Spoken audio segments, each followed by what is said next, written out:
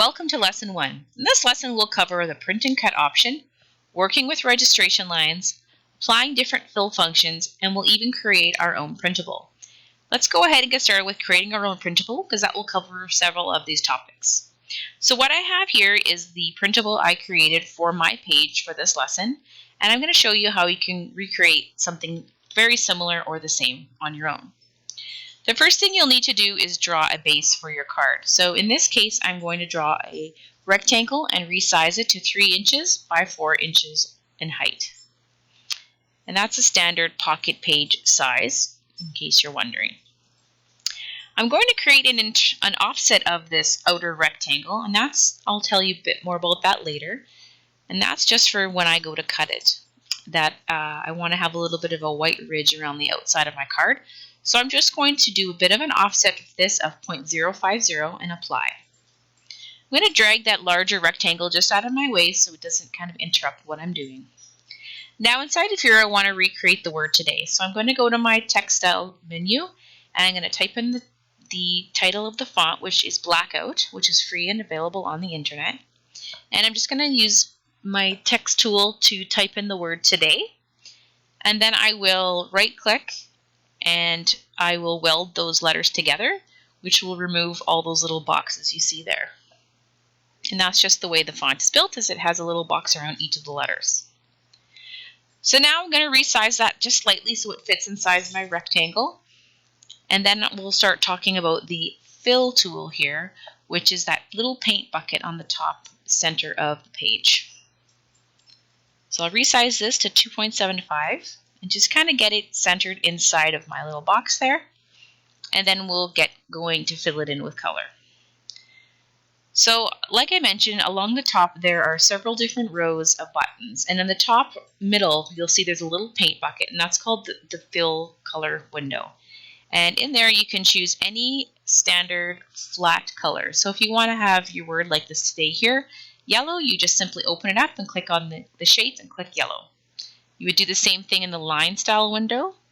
And if you wanted to customize your color, if you click on the little eyedropper here and click on a color in your page or in a web browser, you can do that. Then click your shape, click on the little yellow button that has appeared on the right hand side there, and you'll see that it's changed to the custom color that I've made.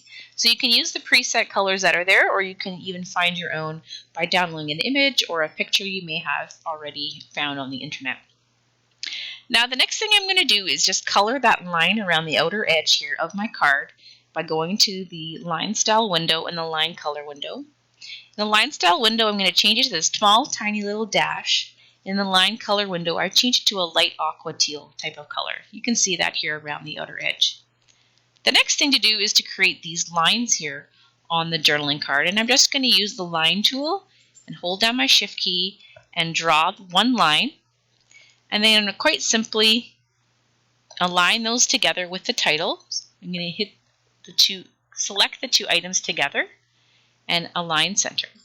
Now I want to make sure that line is black, so I'm going to click on the black color in the line color window, and then I'm going to duplicate that several times down on my card.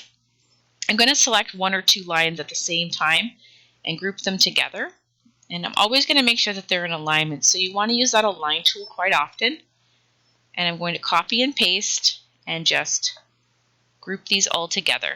Now as I group them more and more together, I can use those sections to copy and paste so I have 2 lines or 4 lines done at one time. And you really want to play around with your align tool just to make sure everything's kind of straight and squared up as you like it on your journaling card. And now I'm just going to duplicate that below one more time. And you can see here I'm just going to move it down so all of my lines are fairly equal and how I want them lined up. Now they do go off my card, so I'm just going to ungroup them and delete this bottom row here.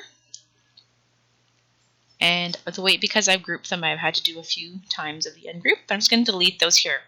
Now I have space to add in my heart shape. And I'm just going to grab a heart shape here from my library. And I'm going to resize that with the handles here, just bringing it really, really small and putting it into that empty space down on the bottom of the card. And I'm going to go to the fill color line again, and I'm going to select a red here from the fill color menu. And I'll do the same thing in the line color menu, which is the different multicolored lines icon that you can see in the top there. I'm just going to choose the same color of red for both and just kind of fiddle a little bit here with the size of that heart.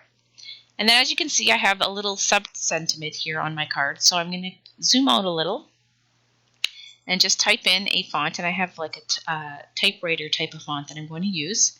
And I'm just going to type in "Live Life to the Fullest." Now you'll notice it's coming out pretty large, and that's because in the bottom right-hand corner there it says text size is 72 points. 72 points is about an inch or so in real writing. So you want to just make some adjustments to that. Standard typewriter print is usually 12 points. So if I'm going to choose, I believe, 14 or 16 points here, just so it's a little bit larger than a standard book. Now, whenever you use that type tool, it considers it like a line. So I'm going to fill it in with black and outline it with the line color also in black. And then I'm going to, as you can see here, I'll line the color. It's now completely a black word shape. And I'm just going to drag that up beside my heart to where I have it on my journaling card. If you want to play around with the size, you just have to highlight all the letters that you want to resize and choose the different font size that you'd like.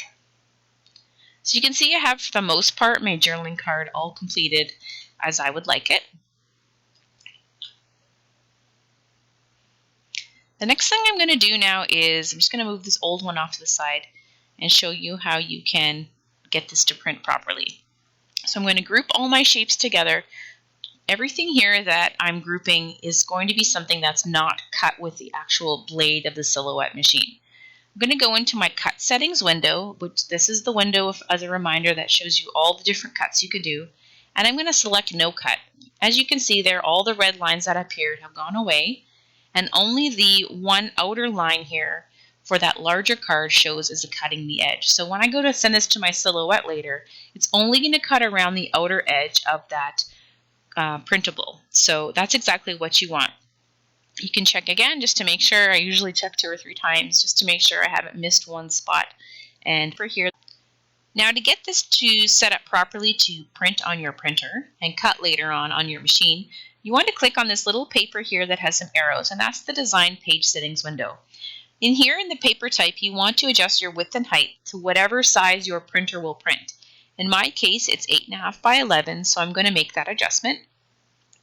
And then I'm going to click the icon right next to that one with the paper and the arrow, and that's the registration marks icon. So if you click on that there, just to the right, you'll see the new window pop up, and you have to choose the type of machine you have from the style. In my case, I have a Silhouette Cameo, so I'm going to choose Style 1. You'll see what that's done is add some registration marks to that paper area. The registration marks are what are going to help your printer and your Silhouette later on line up properly so that it prints just the specific area you have your printed image. So it's really important you don't forget this step, otherwise your cutting will not line up. All that's going to print on your paper is your printed area shape, so in this case the printable. It's going to also print this rectangle and these 2 little corner pieces here onto the actual piece of paper that you use. So keep in mind whenever you do print and cut, whatever you want printed and cut out needs to be inside this inner rectangular box. I do recommend that you make the most of it and print and cut a bunch of shapes all at once, just to save paper, because you will have those black marks printed onto whatever cardstock or paper that you're choosing. From here, you're almost ready to cut. However, because we drew some lines on here, if I were to try to send this to my printer right now, the little lines on the image would not print. So what I learned the hard way is you have to highlight your shape, and in the line style window, you want to click this little box here that says selected lines of selected shape. What that does is that's going to allow those little tiny lines to print out. So once you've done that, you're ready to print out your design by choosing File and Print. Next is once you've printed it from your printer, you want to go ahead and line up your paper in the same spot on your mat that the paper was initially. So as our paper was in the top left corner, I'm going to line my printed item right up inside there, and I'm going to load this into my machine. It went ahead and I'm ready now to cut around the outer edge of this shape. So as we noticed earlier, only the red area is what's going to print. So I'm just going to highlight that again, choosing the correct material, in my case cardstock, and I'm going to send it to my silhouette. What the machine's going to do, as it's doing right now, is it's just going to read those registration marks prior to cutting anything.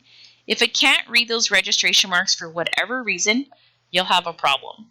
So you really want to make sure your ink is full, because as you can see, once it reads those registration marks, it gets right to work and it's going to cut your printable shape out just as easy as that. And you can see now you just need to pop that off your mat and you're ready to go.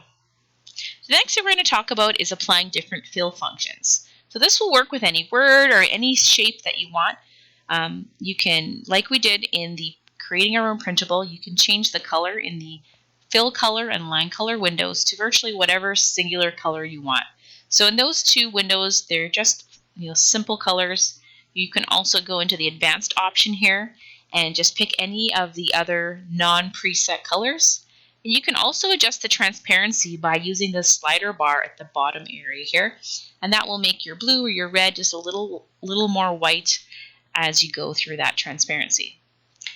Two to the right of that is the fill pattern area.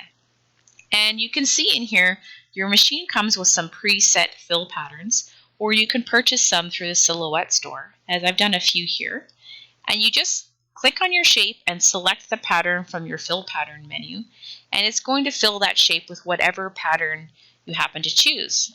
Now you can make some adjustments to these patterns really easily by a few different options. You can see here I can flip the image horizontally or vertically.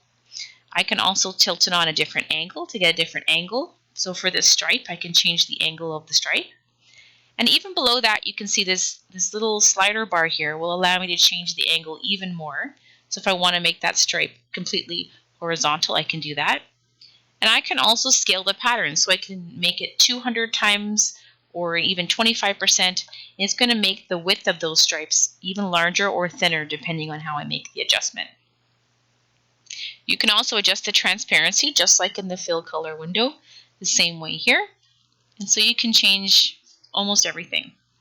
One last thing I thought would be fun to show you is the pan pattern option. And that's one right here. I'm going to choose this pattern here, and I'll zoom in so you can see what's going to happen. If you click on the actual pattern and not the outside of the shape, you can see that once you've clicked pan pattern and the actual image, you can rotate that pattern paper basically through that inside of that image. So imagine you have cut out this word, the word hello, and you have a piece of pattern paper behind it, and you're just moving that around to have the correct placement. One of my favorite things is to use the fill gradient window, and that's the second icon from the middle there, and it looks a little bit darker to lighter in shading. So there's several different preset gradients already. As you can see, I'm flipping through a few of them here, and you can change the color for any of these gradient patterns in the advanced options menu. You just simply click on the color and you can change it as you like. You can also adjust the angle of that gradient. So if you don't want it to be a straight vertical up and down, you can change it on a bit of an angle. And again, just like in the other two menus, you can adjust the transparency as much as you'd like. And you can see here I've just changed the colors from pink and white to pink and orange. And I can just fool around as much as I want, changing the angle of those colors.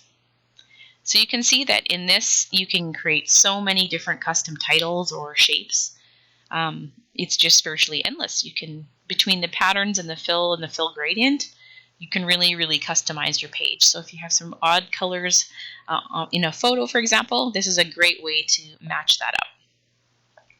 So this one you can have a lot of fun with. You can see I'm really playing around with some things here. There's even a rainbow setting. There's 5 or 6 of them that you can choose a bit of a rainbow effect. Now for something like this where there's multiple colors, it's hard to decide what outer color should be for your line. And I'm going to choose the line color option, and I'm going to choose the color picker again. And I'm going to change the line color to blue. And you can see, you can really see that. So I find for me what works best is picking a lighter color and changing my color to that or to nothing. And then I have a nice, clean, even line all around my design. Now, if you want to print this out, you want to make sure that you set that to a no cut. And if you want to cut it around the outer edge of that design, you just want to choose the offset window and then apply a small offset just around the outer edge of that shape.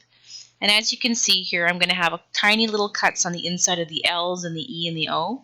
And you just play around with the distance in the offset menu as you would like it. And then, just like we did with print and cut, you would simply print this out on your paper with the registration marks, and then you would print it out on your printer. And you can see here the rainbow would be your printed image, and then the red lines would be your cut lines for later on once you've sent it to your printer and gotten it all set up. So as you can see, I'll just quickly change my page here to 8.5 by 11, and my style again to type 1 for cameo or portrait. And you can see that that's how that's going to fit into my registration lines for printing on my printer. So a super easy way to create your own custom, you can do this with circles or hearts or stars or any arrows, any shapes you want. It doesn't have to be a word. I'm just using a word in this example, but a really great way to include different colors into your project. Let's take a look at how I've used this week's sketches and the techniques learned in this lesson. I used the print and cut option as well as the fill pattern option to print all these circles here across the middle of my page. You can see I vary different patterns and colors, and here's the printable that I created that will coordinate perfectly with my pre-made papers and embellishments. Now in the second sketch for this week, I've also included some of the different fill patterns like the ombre words here. I printed off the word hello in 2 different ways, the yellow and the pink, that perfectly coordinate with my pre-made pattern paper. And I've gone ahead and I printed off this butterfly here, and I just colored it in with some watercolor paint. And you can see that printing them off and cutting it out cuts out all those little tiny detail areas that you may not have done before. So thanks for joining me for lesson 1. We have lots more to learn, so I'll see you again in lesson 2.